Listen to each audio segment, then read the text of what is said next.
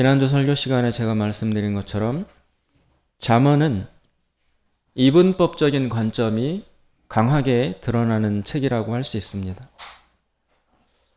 이러한 관점은 잠언이 처음부터 끝까지 일관성 있게 지속이 됩니다. 예를 들어서 의인과 악인으로 구별하는 것, 지혜로운 자와 어리석은 자, 부지런한 자와 게으른 자, 이런 식으로 사람을 두 종류로 나뉘어서 계속 대조하며 설명을 해 나가는 것이 잠언에 나타나는 기본적인 구조의 특성이라고 할 수 있습니다. 그런데 이러한 관점은 비단 잠언에서만 나타나는 특징이 아닙니다. 확대해서 보면 성경 전체가 다 그런 시각을 공유하고 있습니다. 예를 들어 보면 시편 1편에 보면 복 있는 사람은 이러이러이러하다. 그리고 맨 마지막 절에 가면 악인은 그렇지 않음이요. 그래서 복 있는 사람과 악인을 강하게 대조합니다. 창세기로 올라가면 가인과 아벨, 그리고 노아와 방주에 탔던 노아의 가족과 방주를 타지 못했던 나머지 사람들과 두 종류로 구분이 됩니다.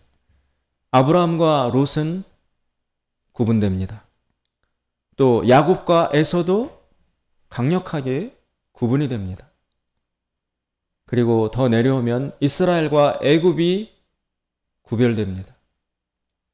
이스라엘과 블레셋이 또 분리됩니다. 비단 구약만 그런 것이 아니고 신약 역시 마찬가지입니다. 복음서를 보면 예수님과 대립하는 인물들이 나옵니다. 바리새인과 서기관들과 제사장 관련 무리들. 그리고 좀 더 내려가면 결국에는 예수님을 받아들이고 믿고 따르는 사람과 예수님을 거부하고 믿지 않는 자들로 신약성경의 나머지 부분은 강력하게 대조되고 구별이 됩니다. 우리가 상식적이고 이성적으로 생각을 한다면 이런 강한 이분법적인 구조, 흑과 백으로 나뉘는 구조, 도 아니면 모, 의인 아니면 악인, 이런 식으로 나누는 것은 굉장히 편협해 보일 수 있습니다. 그리고 독선적으로 느껴지는 것이 당연합니다. 그래서 많은 사람들이 지금도, 아니 오히려 이 현대에 이를수록 더 강하게 이런 교회가, 기독교가 성경에 보여주는 이런 강력한 배타성에 대단히 분개를 합니다. 아니 너네만 옳다는 거야? 너희들만 구원받는다는 거야? 너희들에게만 진리가 있다는 거니? 이런 독선적이고 배타적인 태도, 편협해 보이는 이런 태도에 대해서 상식을 가진 사람들이 거부하고 분개하는 것은 어찌 보면 당연하다고 할 수 있습니다. 입장을 바꿔놓아서 우리가 그 입장에 선다면 마치 진짜와 가짜를 나누는 것 같고 A급 시민과 B급 시민으로 나누는 것 같고 정상적인 사람과 비정상적인 사람으로 나뉘는 것 같은 취급을 받는다고 느낄 수 있기 때문에 이런 것에 대해서 반발하고 싫어하는 것은 어찌 보면 지극히 당연한 인간적인 태도라고 할 수 있는 것입니다. 그래서 사실은 우리가 전도할 때, 믿지 않는 사람들을 대할 때 그렇기 때문에 오히려 더 겸손하고 더 낮아지고 더 예의 바르고 더 지혜롭게 할 필요가 거기서 사실은 발생합니다. 좋은 것을 말하는데 태도가 나쁘면 그 태도 때문에 사람들이 받아들이지 않잖아요. 그렇죠? 선물을 주는데 던진다든지 교만하고 오만한 태도로 은혜를 베풀고 사랑을 베푼다면 주어지는 것이 내용은 좋은 것이라 할지라도 그렇게 인격을 모독하고 교만하고 오만한 상대의 태도와 말에 상처를 받아서 그 안에 주어지는 좋은 것도 거부할 수밖에 없는 것이 인간의 본성인 것이죠. 그래서 믿지 않는 자들에게 우리가 대할 때 굉장한 지혜와 겸손과 또 사랑이 여러 가지 지혜로운 태도가 요구되는 것은 당연한 사실이라고 할 수 있습니다. 그러나 진리라는 관점에서 한번 생각해 볼 필요가 있습니다. 진리라는 것은 독점적이고 배타적일 수밖에 없습니다. 왜냐하면 진리이든지 아니면 진리가 아니든지 둘 중에 하나로 구별될 수밖에 없는 것입니다. 진리이면서 동시에 진리가 아니다라는 것은 있을 수 없는 모순입니다. 물론 진리와 비진리가 그렇게 확연하게 칼로 두부 자르듯이 갈라질 수 있는 것은 아닙니다. 진리와 비진리가 우리 현실 속에서는 부분적으로 섞여 있을 수밖에 없습니다. 예를 들어서 여기는 강력한 진리예요. 이쪽은 또 강력한 확고부동한 비진리예요. 그런데 세상이, 인간이, 삶이 그렇게 진리, 비진리라고 일도양단하듯이 확연히 구분된 채 살아갈 수 있느냐? 그렇지는 않아요. 진리와 이 비진리 사이에 긴 공간이 있습니다. 이것을 스펙트럼이라고 그러죠. 무지개를 보면 빨주노초 파남보, 빨강과 맨 끝에 있는 보라색 그 사이에 주황색, 노란색, 초록색 이런 것들이 들어있잖아요. 그래서 빨강색과 보라색 양끝 사이에 있는 여기를 일컬어 스펙트럼이라고 하는 거죠. 우리의 삶도 진리와 비진리의 삶 사이에 이런 긴 스펙트럼이 있어서 진리와 비진리가 섞여 있죠. 누구는 진리 쪽에 더 근접해 있는 사람이 있고 어떤 사람은 비진리 쪽에 확실하게 가 있는 사람이 있고 그래서 사람을 너는 진리야, 너는 비진리야 라고 그 사람 그 자체를 놓고 확고부동하게 판단 내리기는 어렵지만 현실적으로는 그렇지만 그러나 궁극적으로 따져보면 결국 진리이거나 비진리이다라고 구별되는 쪽으로 귀결될 수밖에 없습니다. 두 번째, 생명이라는 기준으로 들여다보는 것도 대단히 중요합니다. 생명이 있거나 생명이 없거나 둘 중에 하나입니다. 즉 살아있거나 죽어있거나 둘 가운데 하나라는 것입니다. 그런데 이것 역시 마찬가지로 현실 속에서 그렇게 확연하게 구분되는 것은 아니라는 데에 어려움이 있습니다. 여기에도 스펙트럼이 존재합니다. 완전히 건강한 사람이 있고 완전히 죽은 사람이 있으면 그 사이에 건강하지만 일부가 아픈 사람이 있고 오히려 깊은 병이 들어서 죽음 쪽에 가까이 가 있는 사람도 있고 다양한 스펙트럼이 그 사이에 존재할 수밖에 없습니다. 그러나 이것도 역시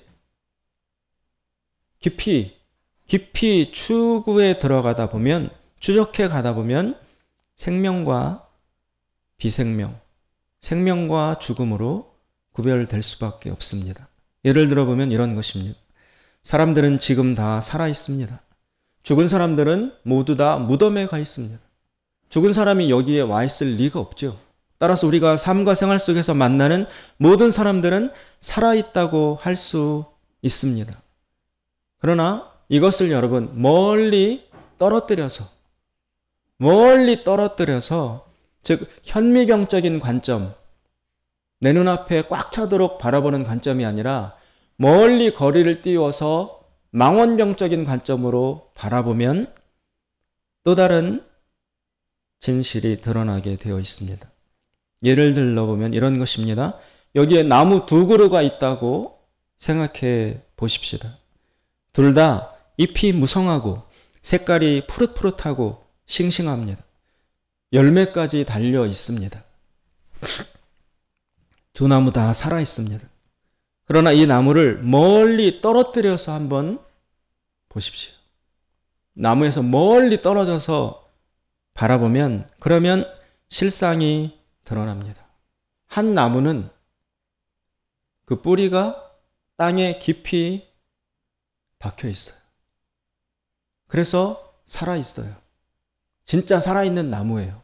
그런데 이쪽 오른쪽 나무는 가까이서 볼 때는 몰랐는데 멀리서 보니까 이 나무의 아랫부분에서 뿌리가 잘려 있어요. 뿌리가 잘려 있어요. 그렇지만 이 뿌리가 잘린 지 얼마 안 되기 때문에, 그리고 나무 자체가 워낙 크기 때문에 뿌리가 잘렸음에도 불구하고 아직 그 생명의 잔여 기운이 나무에는 남아 있어서 여전히 잎이 푸르르고 싱싱하고 잎이 무성한 살아있는 것처럼 보인다는 것입니다. 여러분, 저는 직접은 못 봤지만 닭의 목을 자르면 금방 확 죽나요? 아니죠. 목이 잘려졌기 때문에 죽었어요. 그런데 아직 그 생명의 기운이 남아 있어서 나머지 몸은 움직여요. 손톱도 그렇다고 하더라고요. 하여튼 손가락이 잘리거나 이래도 금방 확 죽음이 임하는 게 아니라 잘렸지만 엄밀히 따지면 죽은 거지만 그러나 아직 생명의 잔여 기운이 남아 있어서 가까이서만 보면 살아있는 것으로 보일 수 있다라는 것입니다. 나무의 예를 든 것처럼 야, 이 나무 엄청 무성하네? 잎이 푸릇푸릇하네? 열매도 많이 달렸네? 가까이서 보면은 대단히 살아있는 싱싱한 나무로 보였지만 멀리서 보아서 실상을 확인해 보니 뿌리가 뽑혀 있다, 뿌리가 잘려 있다라는 것입니다. 그건 죽은 나무예요. 그런데 지금은 생명의 잔여 기운 때문에 살아있는 것으로 보일 수 있다는 것입니다. 사람도 마찬가지입니다. 성경은 이런 관점에서 우리 인간을 바라보고 있습니다. 잠언에서 말하는 의인, 지혜로운 자, 명철한 자, 이 사람들은 생명의 근원이신 하나님에게 연결되어 있는 사람들이에요. 생명의 근원이신 하나님에게 뿌리가 박혀있는 나무라고 할 수 있습니다. 이런 사람들은 시간이 흘러도 싱싱하게 유지됩니다. 소멸되지 않습니다. 계속 번성합니다.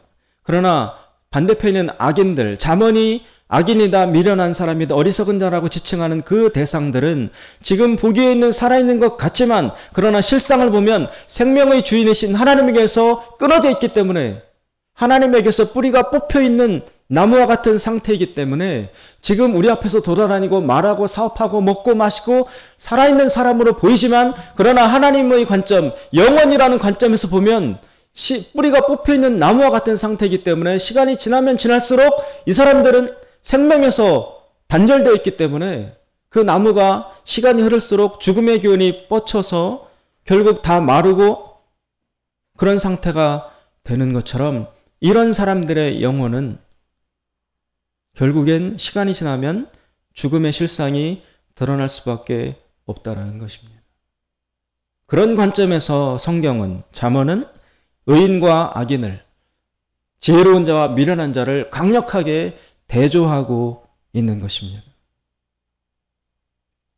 그래서 하나님께 연결되어 있는 의인은 우리 육신의 시간이 흐름에 따라 육신의 생명은 죽어도 그러나 생명의 근원이신 하나님에게 영혼이 연결되어 있기 때문에 소위 말해서 영생을 하는 거예요. 천국으로 가는 것입니다. 하나님과 연결되어서. 그런데 하나님과 분리되어 있는 사람들은 육신의 생명은 살아있지만 시간이 지남에 따라 그 살아있는 것 같은 생명의 기원이 소멸되고 나면, 그러면 하나님과 분리되어 있으므로, 생명으로부터 끊어져 있으므로 필연적으로 생명이 없는 곳, 생명이 없는 영역인 지옥이라는 곳으로 갈 수밖에 없다라는 것입니다. 지금 우리 마당에도 저 감나무를 베어놓은 게 있습니다. 감나무가 굵었기 때문에 그 줄기나 가지 자체를 보면은 굉장히 굵고 무거워요. 반면에 이 옆에 보면 아주 작고 여린 나무가 있어요. 굵기도 얇고 보잘것없는 나무가 있습니다. 그러나 시간이 지나면 이 작지만 살아있는 나무와 굵지만 잘려있는 나무는 갈 곳이 같은가요? 이 나무는 여기서 자라서 번성할 것이고 굵지만 잘려있는 이 나무는 결국 땔감으로 쓰여질 수밖에 없습니다.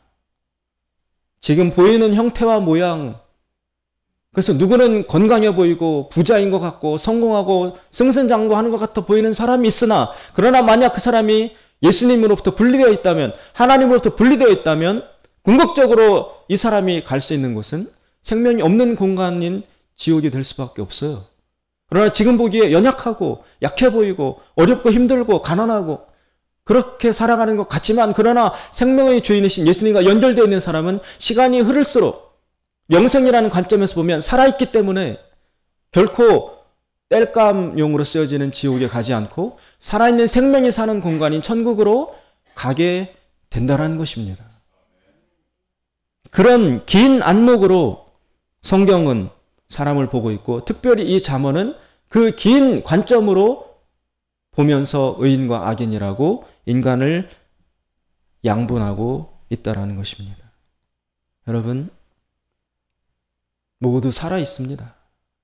지금 살아있으니까 돌아다니고 만나고 사업하고 일하고 만나고 결혼하고 그러잖아요. 죽은 사람들은 다 무덤에 가 있어요.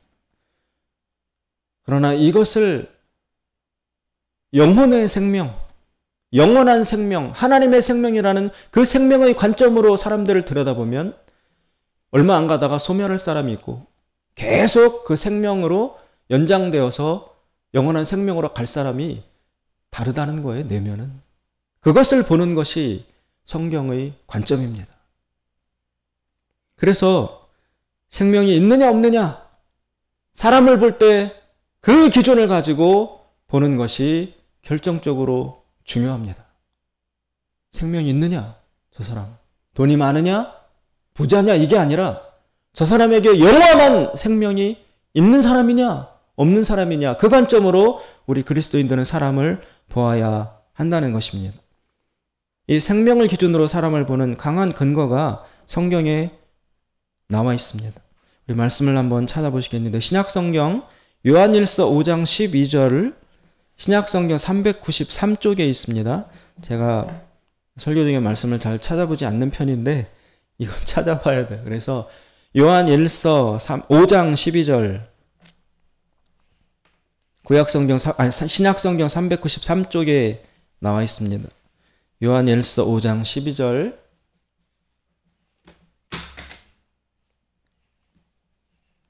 다 찾으셨으면 우리 한 목소리로 같이 읽겠습니다. 시작. 아들이 있는 자에게는 생명이 있고 하나님의 아들이 없는 자에게는 생명이 없느니라. 이 아들이 누구예요? 예수님이에요. 하나님의 아들인 예수님이 있는 자에게는 생명이 있고 이 아들이 없는 자에게는 생명이 없다라고 단언하고 있습니다. 군더더기가 없어요. 아들이 있으면 생명이 있는 자고 아들이 없는 자는 생명이 없는 자다. 그 위에 11절을 읽어보시면 세부적 이야기가 나오고 있습니다. 또 증거는 이것이니 하나님이 우리에게 영생을 주신 것과 이 생명이 그의 아들 안에 있는 그것이니라. 하나님이 생명을 주셨는데 그 생명은 어디에 있느냐? 하나님의 아들 예수 그리스도에게 있다라는 것입니다. 따라서 예수를 믿는 자는 그 생명을 받는 것이고 예수를 믿지 않는 자는 하나님의 아들이 가지고 온 생명을 못 받는 거예요. 이 생명은 예수를 믿는 것 외에는 받을 길이 없어요. 하나님이 여기 말씀하셨잖아요. 이 생명을 그의 아들 안에 주셨다고. 따라서 그의 아들이 아니고서는 생명을 얻을 길이 없다는 것입니다.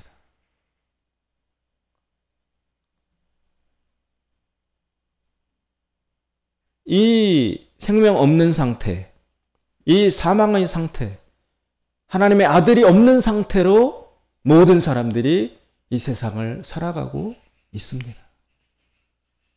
그것을 몰라서 그렇지.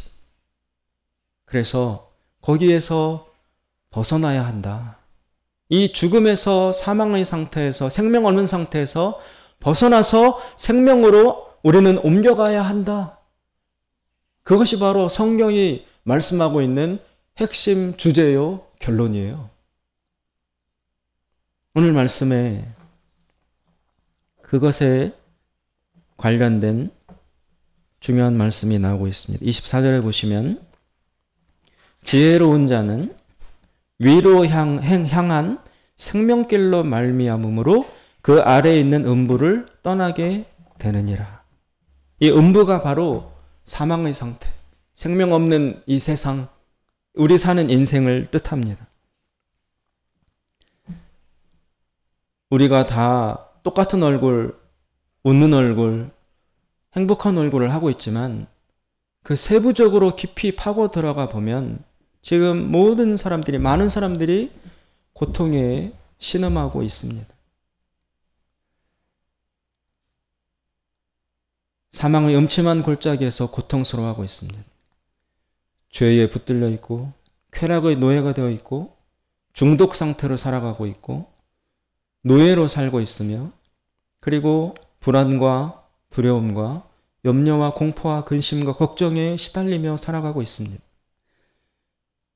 가정 안에서도 문제가 많고 자녀들에 대해서도 걱정이 많고 현재 하고 있는 이 일이 언제 잘릴까? 실패할까? 내 남은 생에는 어떻게 살아가야 될까? 우리 자녀들은 어떻게 이 험한 세상을 살 수 있을까? 온 세상 사람들이 다 여기에 짓눌려 있어요. 그래서 기쁨과 평안과 안심과 소망 이런 것을 충만히 누리지 못하고 있어요. 다 사망에 짓눌려서 허덕허덕하고 있는 것입니다. 웃어도 웃는 게 아니에요. 잠깐은 웃지만 길게 웃지는 못합니다. 그 근본 마음 깊숙이에 평안이, 안심이 없어요. 여기를 일컬어 오늘 말씀 24절은 음부라고 합니다. 사망, 개역 성경에 보면은 스올로 나와 있습니다. 이 어두운 장소, 이 죽음이 지배하는 이 고통스러운 장소, 여기에서 벗어나야 한다. 여기에서 벗어나서 올라가야 한다. 올라간 그 길은 뭡니까? 위로 향한 생명길. 생명이 저 위에 있어요. 그 위로 향하는 생명길로 이 음부에서 우리는 한 계단 한 계단, 한 걸음 한 걸음 저 위의 생명길로 올라가야 돼요.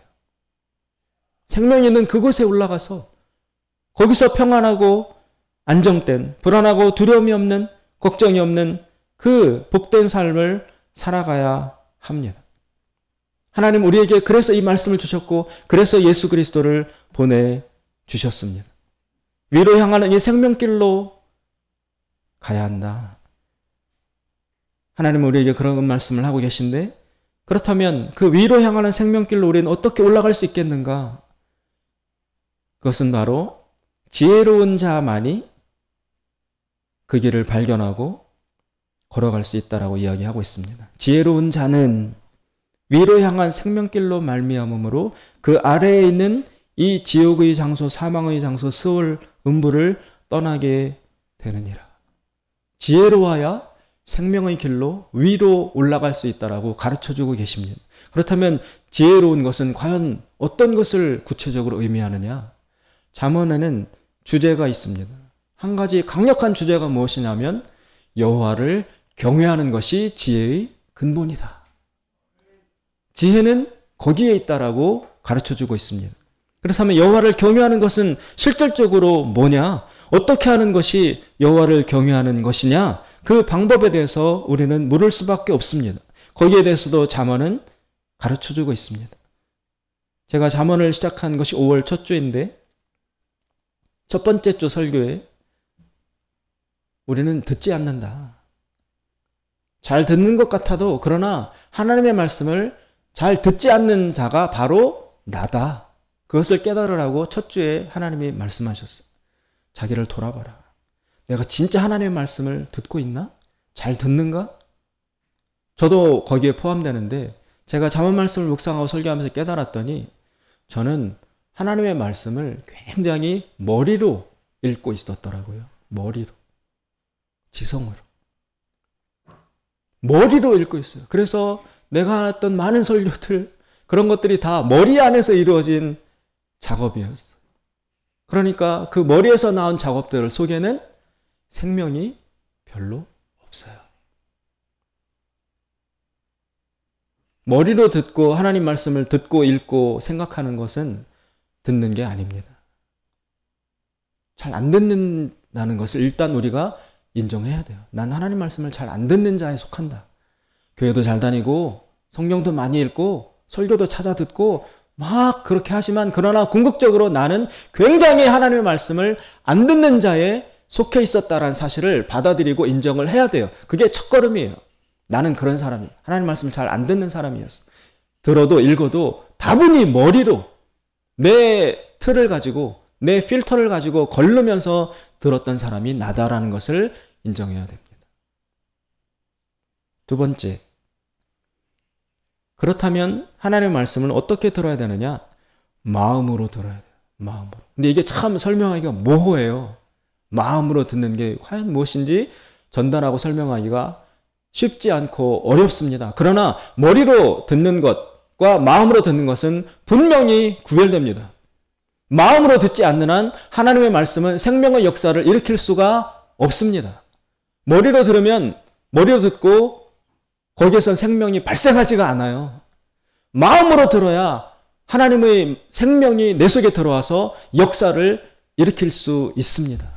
그래서 말씀을 읽고 들을 때 마음으로 들으려고 굉장히 집중하고 노력하고 겸손하고 열어놔야 돼요.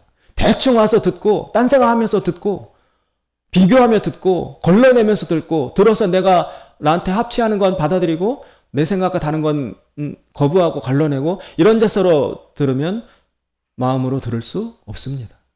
전심으로 그리고 하나님 무슨 말씀을 하시든지 100% 순종하겠다라는 열린 마음으로 무릎 꿇고 하나님 말씀 앞에 서고 앉아야 됩니다.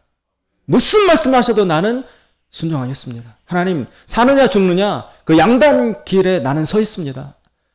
나의 능력과 나의 지혜와 나의 노력을 가지고는 절대로 나는 생명길을 찾아 나갈 수 없습니다. 오직 생명은 하나님께로부터 이 말씀을 통해서 오니까 하나님이 무슨 말씀을 하시든지 나는 그 말씀을 듣고 받아들여서 순종함으로써 생명을 찾아 나가기를 원합니다. 라는 간절하고 가난하고 겸손한 사모하는 마음으로 하나님 말씀을 듣고 읽어야 비로소 마음으로 들리는 것입니다. 어떤 도를 찾는 진리를 찾는 젊은 사람이 아주 유명한 지도자, 늙은 지도자를 찾아갔어요. 그래서 물었습니다. 어떻게 해야 진리를 깨달을 수 있습니까?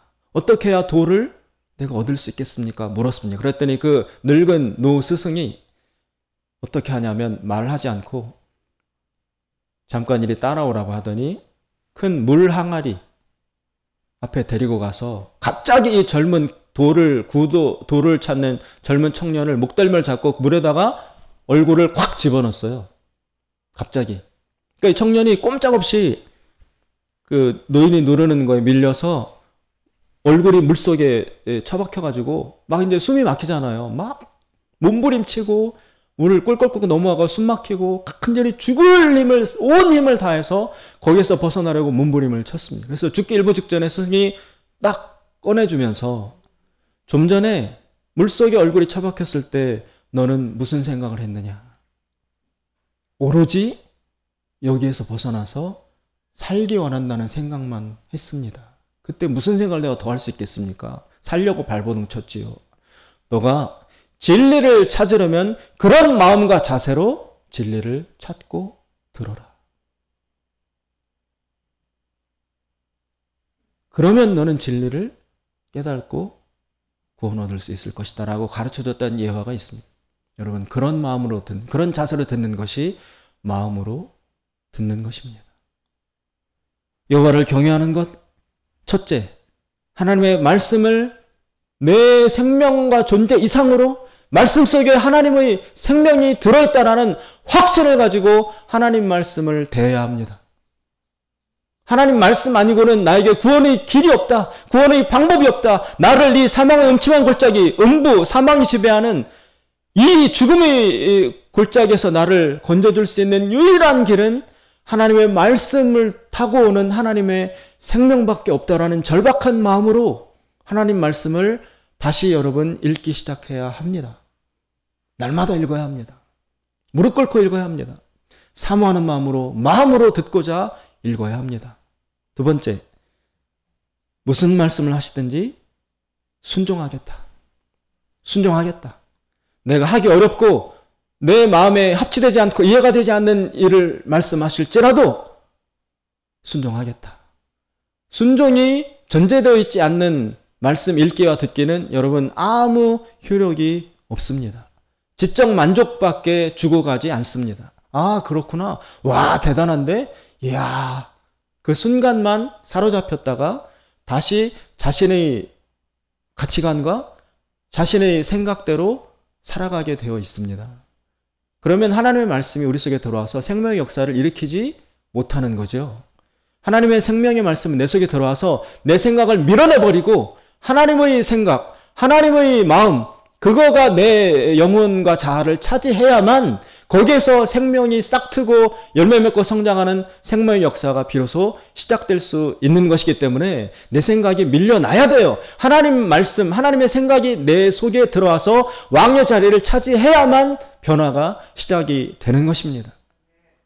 그러려면 머리로 듣고 귀로 듣고 한번 확 타올랐다가 끝나는 것이 아니라 행함으로 옮겨가야 합니다. 순종할 수 있어야만 하나님의 말씀을 통해서 생명을 받을 수 있습니다.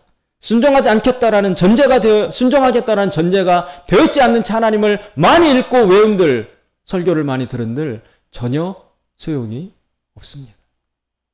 여호와를 경외하는 것, 하나님의 말씀을 존귀히 여기는 것, 그리고 순종하려는 자세로 듣는 것, 그것을 잠언은 이야기하고 있습니다. 그리고 제가 두 번째 5월달 설교에서 여호와를 경외하는 것이 무엇입니까? 라는 질문을 하고 했을 때 하나님이 답을 주신 것이 너가 여호와를 경외한다면 경외하는 것은 두려워하고 높인다라는 거잖아요. 하나님을 정말로 경외한다면 경외한다 안 한다의 확인할 수 있는 기준이 있다. 그게 뭐냐? 하나님 말씀하시기를 너의 물질을 하나님께 드릴 수 있느냐다. 너의 소산의 첫 열매. 그때는 농경사였으니까 농사지은 것의 첫 번째 열매. 이건 꼭 그 시기적으로 제일 첫 번째 얻었다는 그것만을 뜻하는 게 아니라 제일 첫 번째 수확한 것이기도 하면서 제일 소중한 것, 제일 귀한 것, 제일 좋은 것을 뜻하기도 하는 것입니다. 첫 번째라는 것은 나에게 굉장히 중요한 것, 나에게 참 소중한 것, 아끼는 것, 아까운 것, 그것이 옛날 고대인이나 지금 현대인이나 자기 존재를 대신할 수 있는 굉장히 중요한 것은 물질이에요. 물질이에요. 돈? 야, 그거 별거 아니지. 그까이 거 아무것도 아니야. 절대 그렇지 않습니다. 인간의 영혼과 물질은 얽혀 있습니다. 그래서 나를 대체할 수 있는, 나를 대신할 수 있는, 나를 대변할 수 있는 그 대상과 존재가 무엇이냐? 결국은 물질이에요. 돈이에요. 그래서 하나님을 나는 정말로 존귀히 여깁니다. 그러면 너의 소중한 것을 드려봐라. 그럼 나에게 제일 소중한 것은 난데 나 자신을 어떻게 드립니까? 그러니까 옛날 고대 이스라엘에서는 자기가 기르는 가축 중에 최고의 것, 황소, 기름지고 정말 아까운 것, 최고의 가축을 잡아서 하나님께 바친 거죠.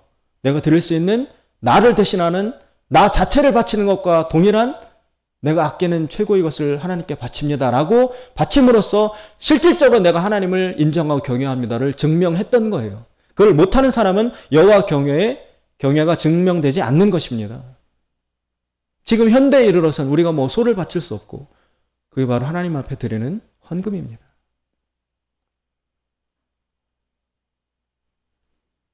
이걸 바치면 나는 어떻게 살지?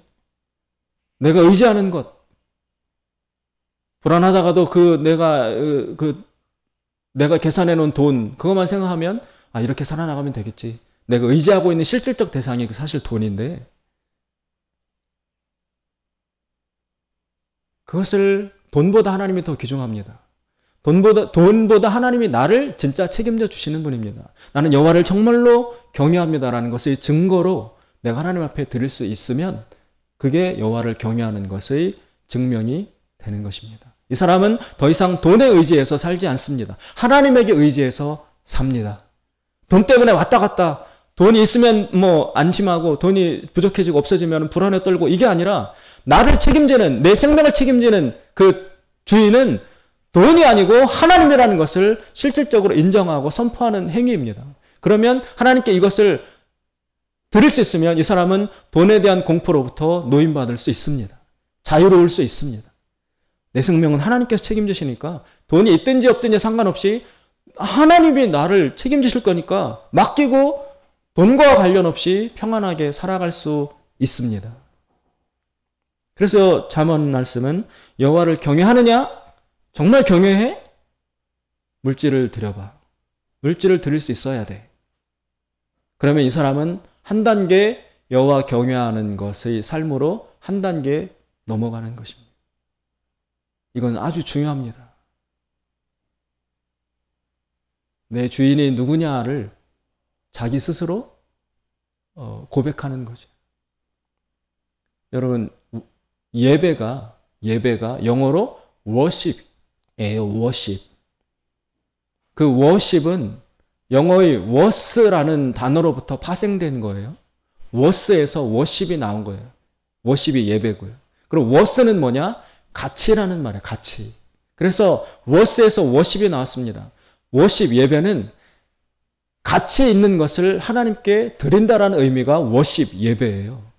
하나님이 받으실 합당한 예우를 해드리는 게 예배예요. 하나님이 가지신 worth, 가치, 거기에 부합하는 대접을 해드리는 게 예배입니다. 그럼 하나님은 여러분 어떤 대접을 받으셔야 할 분입니까?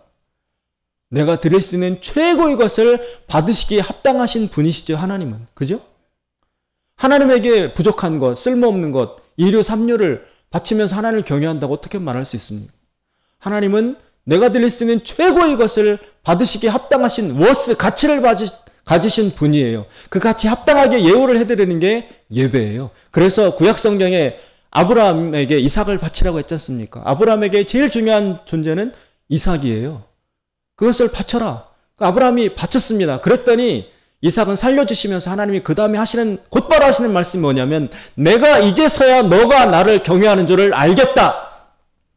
너의 가장 중요한 것을 나에게 바치는 것을 보니 정말로 나를 실질적으로 경외하는구나가 입증이 됐다라고 그 뒤부터 하나님이 아브라함을 축복하십니다. 지금도 마찬가지입니다. 내 생명의 주인이, 내 인생의 살고 죽음이 나 자신에게 있지 않고, 이 세상에 있지 않고, 사업에 있지 않고, 물질에, 돈에 있지 않고, 왕이신, 창조주이신 하나님 아버지에게 있습니다. 내 인생을 다 책임져 주십시오라고 던지는 것이, 그것이 바로 하나님에게 물질을 드리는 것으로 입증이 된다는 것입니다. 그렇게 할 수 있는 사람, 그렇게 할 줄 아는 사람이 여호와를 진심으로 경외하는 사람입니다. 그 사람이 지혜를 얻어서 오늘 24절 말씀처럼 지혜로운 자는, 즉 여호와를 경외할 줄 아는 자는 위로 향한 생명길로 말미암음으로 그 아래에 있는 음부를 떠나게 되느니라. 온갖 두려움과 걱정과 공포와 미움과 불련과 이 문제 많은 우리 불안한 이 삶, 이 음부로부터 평안과 기쁨과 감사와 생명이 넘치는 저 위로 향한 생명의 길로 이 사람은 걸어 올라갈 수 있다. 그 사람에게서 생명이 흘러 넘치리라. 내가 주는 평안은 세상이 주는 것 같지 않고, 하나님이 주시는, 예수님이 주시는 평안은 너희가 상상도 못하는 천상의 것이다 라고 말씀하시지 않았습니까? 사랑하는 여러분, 여호와를 경외하는 자, 즉 지혜로운 자가 됨으로써만이 이 사망의 음부를 떠나서 위로 향한 생명길로 올라갈 수 있습니다. 여호와를 경외하는 것, 지혜로운 자는 여호와를 경외하는 자에게서 나타납니다. 여호와를 경외하는 것은 말씀을 존귀히 여기고 그 말씀에 철저히 순종하고, 그리고 더 구체적으로 그 말씀을 순종하는 기준, 바로미터, 여호와를 경외하는 것의 증거를 무엇으로 하나님께서 확인하시느냐? 너가 아끼는 물질을 하나님께 드릴 줄 아는 자냐? 드리고도 평안한 자냐? 그것을 할 줄 아는 자냐? 그것으로 하나님은 확인하신다. 또 우리에게도 그것을 통해서 점검이 된다. 하나님께 우리를 다 맡길 수 있는 여호와를 경외하는 우리가 됨으로써 지혜를 얻어서 이 음부를 벗어나 위로 향한 생명길로 다 올라가는 그런 복된 구원의 백성들 되시기를 주님의 이름으로 축원드립니다. 기도하겠습니다. 자비로우신 하나님 아버지, 우리가 걱정이 많습니다. 근심이 많습니다. 자녀를 보아도 걱정, 나의 노후를 보아도 걱정, 세상을 보아도, 사회를 보아도, 국가를 보아도 걱정, 근심, 두려움을 벗어날 수 없습니다. 그러나 하나님, 이 음부와 같은 세상, 이것을 떠나서 위로 향한 생명의 길로 올라가기를 저희가 간절히 원하오니 주여 우리들에게 지혜를 주시옵소서. 여호와 경외하는 지식과 마음을 허락하셔서 주여 우리 모두 예수님이 예비하신 위로 향한 생명의 길로 올라가서 구원의 확신과 기쁨과 감사와 행복 안에 거하면서 다른 사람들에게도 이 생명의 길을 널리 전할 수 있는 하나님의 축복받는 백성들 다 되게 하여 주시옵소서. 예수님의 이름으로 기도드리옵나이다. 아멘.